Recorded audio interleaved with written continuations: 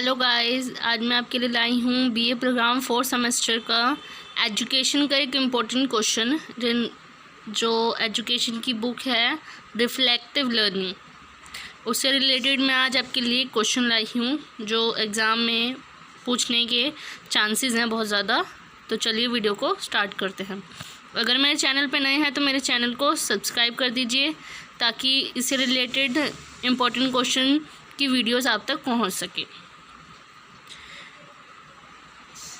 दैनिक जीवन में डायरी की प्रासंगिकता पर चर्चा कीजिए। डायरी की प्रासंगिकता यहाँ पे बतानी है। इससे रिलेटेड डायरी से रिलेटेड इसमें सारे क्वेश्चंस एक ही क्वेश्चन में कवर हो जाएगा कि डायरी क्या है, डायरी प्रविष्टियाँ क्या है, डायरी के उद्देश्य क्या हैं, डायरी का महत्व क्या है, और एक उदाहरण के तौर पर इसका पूरा आंसर इसमें लिखूँगी, बताती हूँ। आंसर है एनी फ्रैंक एक यहूदी लड़की थी जो जर्मनी में पैदा हुई थी। वह फ्रैंकफर्ट शहर में अपने माता पिता के साथ खुशी खुशी रहती थी। एक उदाहरण है एने फ्रैंक जिसने डायरी लिखी थी, तो उससे रिलेटेड ये एक उदाहरण है जो मैं पहले आपको बताना चाह रही हूँ। अगर आप चाहें तो पहले आप डायरी के बारे में कुछ बता सकते हैं कि डायरी क्या है, डायरी प्रविष्टि क्या है, उसके बाद ये उदाहरण दे सकते हैं। लेकिन मैंने पहले ही ये आंसर दे दिया है, ये उदाहरण एनी फ्रैंक से रिलेटेड। ये एनी फ्रैंक का टॉपिक आप बाद में भी लिख सकते हैं। तो एनी फ्रैंक एक यहूदी लड़की थी जो जर्मनी में पैदा हुई थी। वह फ्रैंकफर्ट शहर में अपने माता पिता के साथ खुशी खुशी रहती थी। फ्रैंकफर्ट जर्मनी का ही एक शहर है जहाँ पे ये अपने माता पिता के साथ रहा करती थी। युद्ध के पश्चात एनी फ्रैंक की मृत्यु हो गई थी। इसकी मृत्यु से पहले उसके पिता ने उसे 13वें जन्मदिन पर एक डायरी लिखी थी, ला कर दी थी। उसे डायरी लिखने का बहुत शौक़ था। वह अपनी प्रतिदिन की घटनाएं उसमें लिखा करती थी। वह चाहती थी कि दुनिया उसकी सच्ची घटना जाने और भविष्य के लिए सबक ले। उसकी मृत्यु हिटलर के गैस चैम्बर में हुई थी और उसके बाद उसके पिता ने उसकी डायरी प्रकाशित की जिसका नाम विश्व की सर्वोत्तर पुस्तकों में से एक है। उसकी diary the diary of a young girl Anne Frank के नाम से प्रकाशित हुई। ये पूरा उदाहरण मैंने पहले ही लिख दिया, आप इसे बाद में लिखिएगा ताकि एक इफ़ेक्ट पड़े आंसर पे। तो हमने सबसे पहले डायरी का पॉइंट बता दिया है कि डायरी क्या है। डायरी एक निजी जगह होती है जहाँ व्यक्ति काम से लेकर स्कूल तक बीच बीच में हर चीज़ पर अपने विचार, भावनाएं तथा राय रख सकता है। डायरी रखना किसी के व्यक्तिगत विकास को रिकॉर्ड करने का बेहतरीन तरीका है। डायरी बहुत ज़्यादा पर्सनल होती है, बहुत ज़्यादा हमारे लिए पर्सनल प्लेस है जिसमें हम अपनी छोटी छोटी चीज़ों से लेकर बड़ी बड़ी चीज़ें तक हम उसमें लिख सकते हैं। स्कूल में, ऑफिस में, घर में, हर चीज़ से रिलेटेड हम उसमें अपनी जो फीलिंग्स हैं, अब हम जो चाहते हैं वो लिख सकते हैं उसमें। डायरी रखना किसी के व्यक्तिगत विकास को रिकॉर्ड करने का बेहतरीन तरीका है। जो डायरी है, डायरी हम जो लिखते हैं उसमें व्यक्तिगत विकास को रिकॉर्ड भी करा जा सकता है। ये बहुत ज़्यादा बेहतरीन तरीका है। डायरियाँ सभी प्रकार की होती है, जैसे फूड डायरियाँ, हेल्थ डायरियाँ या अकादमिक डायरियाँ। जैसे फूड से रिलेटेड हम लिख सकते हैं इसमें कि फूड डायरियाँ हैं। हेल्थ से रिलेटेड टिप्स उसमें लिख सकते हैं हम ताकि हमें याद रहे कि हमें क्या करना है, नहीं करना। डाइट फॉलो करते हैं जिसमें हम वो डायरी में हम लिख सकते हैं। एक डायरी की शुरू करने के लिए उस व्यक्ति में लिखने की इच्छा होनी चाहिए। एक डायरी को जो हम शुरू करते हैं, स्टार्टिंग जब हम लिखते हैं, तो उसके लिए हमें व्यक्ति के अंदर एक इच्छा होनी चाहिए उस डायरी को लिखने के लिए, और ये पता लगना चाहिए कि वह लिखना क्या चाहता है। डायरी एक ऐसी जगह है जहाँ व्यक्ति जीवन, उसमें वो मौजूद लोग और उन चीज़ों के बारे में व्यक्तिगत विचार रखता है जिनकी वह परवाह करता है। इट मीन्स कि जो डायरी है एक ऐसी जगह है जहाँ पे व्यक्ति जीवन से रिलेटेड या उससे रिलेटेड वहाँ पे लोग, उनसे रिलेटेड, और जो उस व्यक्ति से रिलेटेड चीज़ें हैं, लाइफ हो गई, जो उससे रिलेटेड लोग हैं, उससे रिलेटेड चीज़ें हैं, उस पे व्यक्तिगत विचार रखता है जिनकी वह परवाह करता है। यह एक सुरक्षित जगह है। अगर कोई व्यक्ति किसी की अपनी बात बताने में असमर्थ रहता है तो वह इस डायरी का प्रयोग करता है ताकि वह अपनी भावनाएं व्यक्त कर सके। जो जितनी भी अपनी फीलिंग्स हैं हम इसमें लिख सकते हैं ताकि दूसरों जो हम बता नहीं पाते दूसरों को, अपनी फीलिंग्स शेयर नहीं कर पाते, वो हम डायरी में लिख सकते हैं ताकि हमारी जो भावनाएं हैं व्यक्त हो सके। डायरी लेखन के उद्देश्य क्या क्या हैं, इसके बारे में 2-3 पॉइंट्स बता सकते हैं कि डायरी लिखने का उद्देश्य क्या हो सकता है। व्यक्ति जो बात दूसरों को बताने में या समझा पाने में या व्यक्त कर पाने में असमर्थ रहता है, असमर्थ मतलब कि वो उस चीज़ के लिए कैपेबल नहीं है, उस चीज़ के लिए कि वो दूसरों को बता सके वो बात जो हम एक्सप्लेन नहीं कर पाते हैं, तो उसे वह डायरी में लिख लेता है। डायरी सही अर्थ में एक सच्चे मित्र की तरह होती है जिसे हम सब कुछ बता सकते हैं।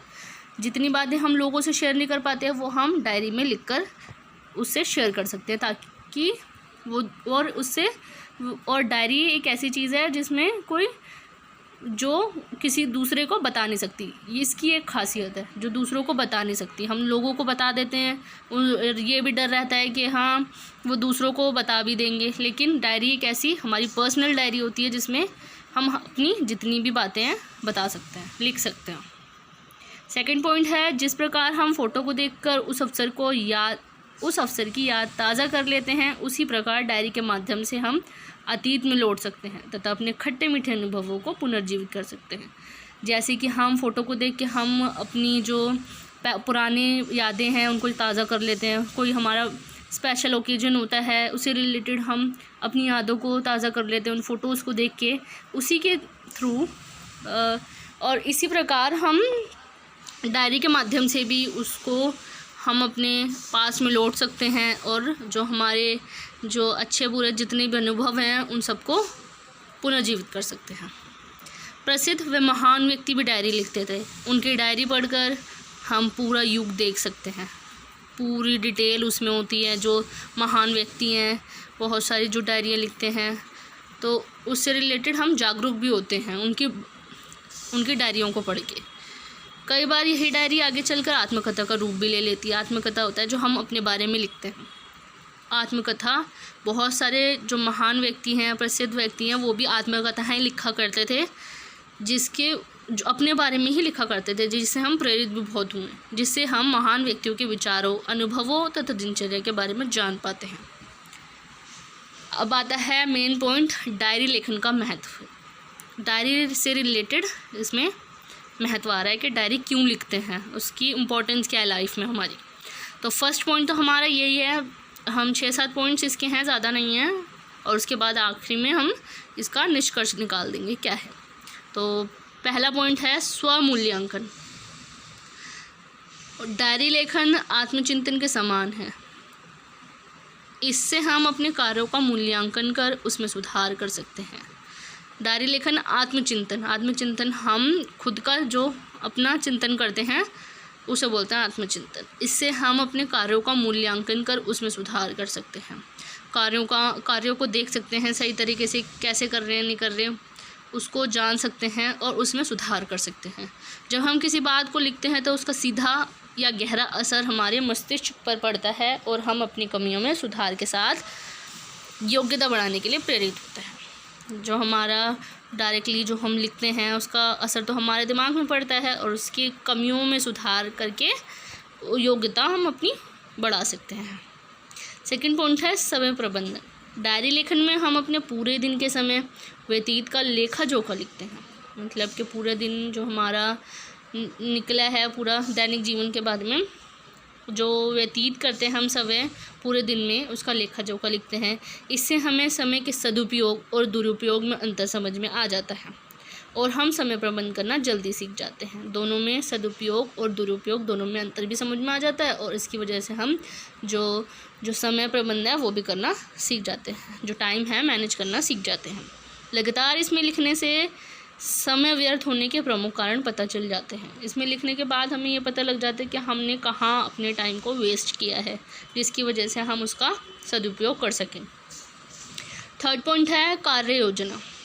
इसमें लिखे हमारे विचार एक मार्गदर्शन की तरह हमें राह दिखाते हैं। इसमें लिखे हुए जितने भी विचार हैं कार्य योजना में, वो मार्गदर्शन की तरह हमें राह दिखाते हैं। मार्गदर्शन हमें राह दिखाते हैं पिछली सफलता और असफलता के अनुभव के आधार पर। मतलब जितनी भी हम उसमें सफल हुए हैं, पिछले जितनी भी कार्यों में सफल हुए हैं, असफल हुए हैं, उसके अनुभव के आधार पर हम भविष्य की कार्य योजना बनाने में सफल रहते हैं। जो भविष्य में कार्य योजना, जितनी भी प्लानिंग है उसको करने में सफल रहते हैं। इसमें लिखे हमारे कार्य व भाव हमारी मदद करते हैं। जितने भी इसमें कार्य हैं, जितने भी इसमें हम अपने भाव लिखते हैं वो हमारी मदद करते हैं। 4th पॉइंट है सामाजिक सौहार्द की प्रेरणा। ये हमारा सामाजिक परिवेश बढ़ाने में भी मदद करता है। जो समाज से रिलेटेड परिवेश है उसको बढ़ाने में भी मदद करता है। हम अपने मददगार साथियों का नाम इसमें अंकित करते हैं जो हमें हमेशा याद रहता है। जितने भी जो लोग हमारी मदद करते हैं उनको हम याद रखना चाहते हैं। याद रखने के लिए हम डायरी में लिखते हैं जिससे हमें हमेशा याद रहे। साथ ही साथ हम अपने शुभ कर्मों का भी वर्णन करते हैं। जितने भी हमने अच्छे काम किए हैं उसका भी एक्सप्लेनेशन हम उसमें देते हैं, जो हमें सुखद अनुभूति देता है। मतलब बहुत अच्छा मूवमेंट होते हैं वो जो हमें देते हैं। इससे हमें भविष्य में भी सहयोग लेने देने की प्रेरणा मिलती है। जो हमें भविष्य में सहयोग लेने देना मतलब एक दूसरे का सपोर्ट मिलने के लिए भी प्रेरणा मिलती है इससे। 5th पॉइंट है स्मरण शक्ति में सुधार।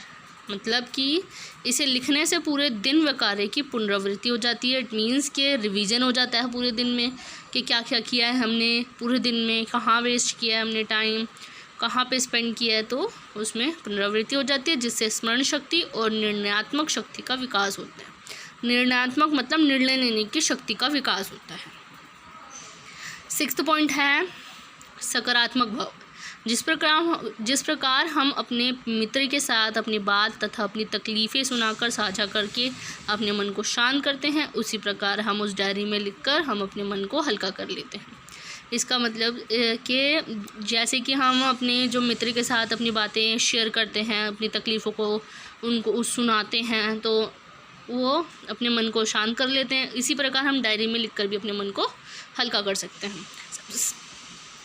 सबसे अच्छी बात तो ये है कि ये डायरी एक विश्वास पात्र मित्र है जो हमारी भावनाएं किसी को बताएगी भी नहीं। ऐसे दोस्तों से प्रॉब्लम होती है, हमें कई बार डर सा रहता है कि हमारी जितनी भी प्रॉब्लम्स है वो किसी और से शेयर ना कर दे, लेकिन डायरी एक विश्वास पात्र मित्र है जिसकी वजह से वो किसी को नहीं बताती। 7th पॉइंट है भाषा अभिव्यक्ति में सुधार। इसे लिखने से हमें अपने भावों को शब्द देना आ जाता है। जो अपने भाव हैं उनको लिखने में आसानी होती है। साथ ही साथ लेखन कला में भी सुधार होता है। लेखन कला मतलब लिखने की जो प्रैक्टिस करते हैं उसमें भी सुधार होता है। शब्दकोश में वृद्धि होती है। शब्दकोश में वृद्धि होती है। शब्दकोश मतलब होता तो वैसे वो डिक्शनरी है, लेकिन उसमें जो हम वर्ड्स हम बोलते हैं लिखते हैं उसमें बहुत ज़्यादा वृद्धि होती है, जिससे हमें पढ़ने में लिखने में एजुकेशन जो लोग ले रहे होते हैं उनमें काफ़ी सहायता देता है। और अभिव्यक्ति की भावना और शब्दकोश में भी वृद्धि होती है। अभिव्यक्ति की भावना मतलब किसी से एक दूसरे से बातचीत करने की जो भावनाएं होती हैं उसको भी उसमें भी वृद्धि होती है। हमारा 8th पॉइंट है वो भी लास्ट, भावनाओं पर नियंत्रण। इसे लिखने का एक प्रमुख लाभ यह है कि भावनाओं की आवृत्ति पर अंकुश लगाना। जो हमारी भावनाएं हैं, इमोशंस हैं, उसकी जो बहुत ज़्यादा इमोशनल हो जाते हैं ना हम दूसरों के आगे, उनकी आवृत्ति पर अंकुश लगाना भी है इसका ये लाभ है। डायरी लेखन से व्यक्ति अपनी नकारात्मक और सकारात्मक प्रभाव के विषय में जागरूक हो जाता है।